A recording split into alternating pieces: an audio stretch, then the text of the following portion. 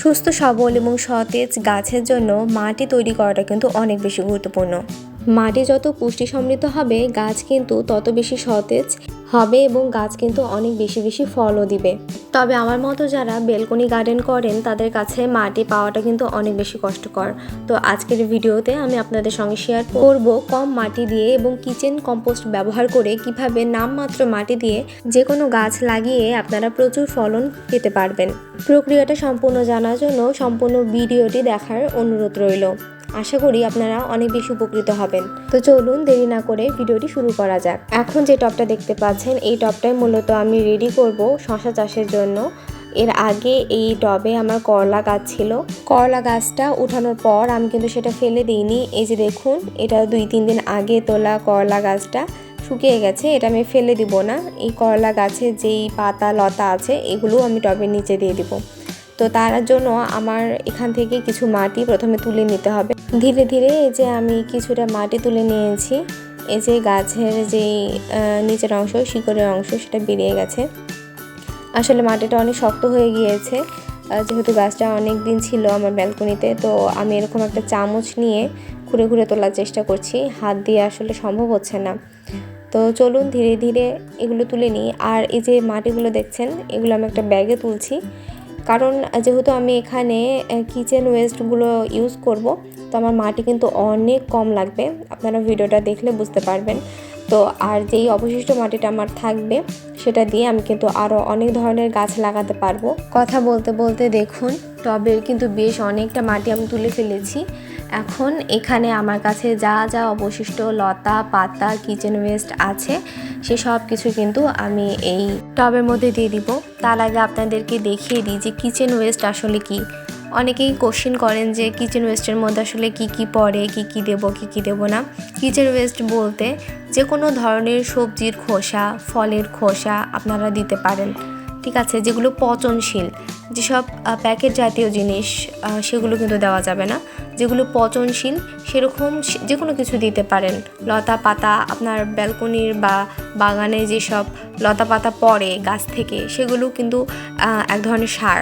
ওগুলো যদি মাটির নিচে দেন সেগুলো কিন্তু একসময় ধীরে ধীরে পচে সার হয়ে যাবে। তো এই যে দেখতেই পাচ্ছেন আমার লাউয়ের ডগা, যে কোনো পালং শাক বা যে কোনো শাকের খোসা, অবশিষ্ট অংশ, সবজির খোসা, এখানে আমি 3 ব্যাগ আমি 4-5 দিনে জড়ো করেছি। জড়ো করে ব্যাগের মধ্যে রেখে দিয়েছিলাম এই মাটিটা তৈরি করব বলে। আপনারাও এগুলো ফেলে দিবেন না, এগুলো আসলে গাছের জন্য অনেক অনেক বেশি উপকারী। সব রকমের কিচেন ওয়েস্ট দেওয়ার পর আমি কিন্তু হাত দিয়ে বেশ চেপে চেপে দিচ্ছি। এই কিচেন ওয়েস্টগুলো আসলে পুরোটাই জল, মানে 7-8 দিন যাওয়ার পরই এই কিচেন ওয়েস্টগুলো পচে কিন্তু একদম তলানিতে যেয়ে ঠেকবে।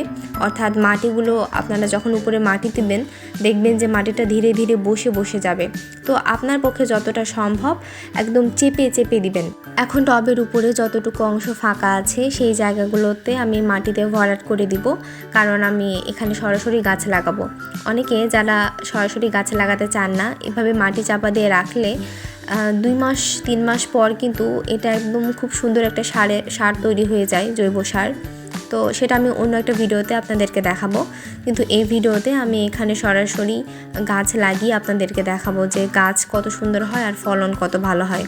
আর হ্যাঁ, আরেকটা কথা, ওই কিচেন ওয়েস্টগুলো যখন আপনারা ইউজ করবেন সেগুলো একটু কেটে ছোট টুকরো করে নেবেন, কারণ টুকরো যদি বড় হয় সেগুলো পচতেও কিন্তু বেশি সময় লাগবে। আর যত তাড়াতাড়ি পচবে তত কিন্তু ভালো। আর আমার এই মাটির লেয়ারটা খুব বেশি যে পাতলা তা কিন্তু না, আমি মাটিও চেপে চেপে দিয়ে যথেষ্ট মোটা একটা মাটির লেয়ার এখানে আমি দিব। কারণ আমি যে গাছটা লাগাবো, যে চারা রোপণ করব, সেই গাছের যে শিকড় সেটা যেন খুব সহজেই খুব দ্রুত ওই পচা কিচেন ওয়েস্টের সংস্পর্শে না যায়। কারণ পচা কিচেন ওয়েস্টের সংস্পর্শে গেলে গাছের শিকড় কিন্তু পচে যেতে পারে। তো একটু মোটা লেয়ারে যদি আমরা এভাবে মাটি দিই তাহলে নিচের দিকে আমাদের কম্পোস্টও তৈরি হচ্ছে আর উপরের দিকে কিন্তু গাছও খুব ভালো হবে। আর এই যে দেখুন, মাটি দেওয়ার পরও প্রায় হাফ ব্যাগেরও বেশি মাটি কিন্তু আমার বেঁচে গিয়েছে। এই মাটিটা দিয়ে আমি ঠিক এমনভাবেই অন্য আরও বিভিন্ন গাছ আমি লাগাতে পারবো। তাহলে চিন্তায় করে দেখুন যে কত কম মাটি দিয়ে কত সুন্দর গাছ রোপণ করা সম্ভব এই পদ্ধতিতে। আমার মতো যারা ব্যালকনি গার্ডেন করেন অর্থাৎ মাটির সংকট তাদের জন্য কিন্তু এই পদ্ধতিটা বেস্ট। আমরা কিন্তু এই ব্যালকনিতে আলাদা করে কম্পোস্ট সেভাবে তৈরি করতে পারি না, যেহেতু কম্পোস্ট একটা গন্ধ তৈরি হয়। আর এইভাবে করলে আমাদের কিন্তু নিচের দিকে মাটির নিচে একটা কম্পোস্টও তৈরি হয়ে যাচ্ছে, আর টবে কিন্তু খুব সুন্দর আমাদের গাছও হয়ে যাচ্ছে।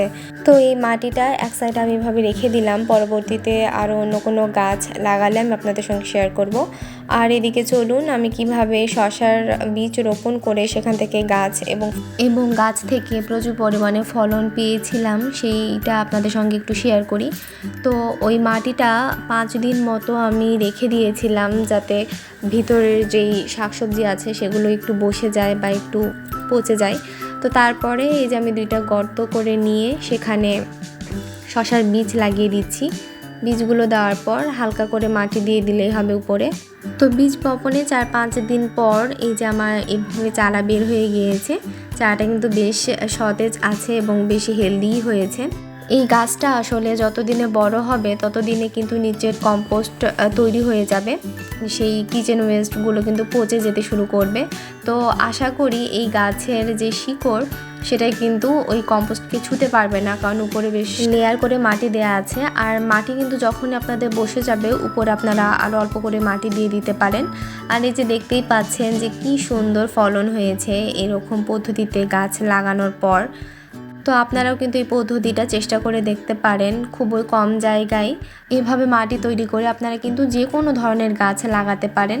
তো আশা করছি যে ভিডিওটা আপনাদের ভালো লেগেছে এবং হয়তো উপকারে আসবে। তো যদি ভিডিওটা দেখে আপনারা এতটুকু উপকৃত হন তাহলে আশা করছি যে ভিডিওতে একটা লাইক করবেন, ভালো মন্দ কমেন্ট করবেন এবং চ্যানেলটা সাবস্ক্রাইব করতে ভুলবেন না।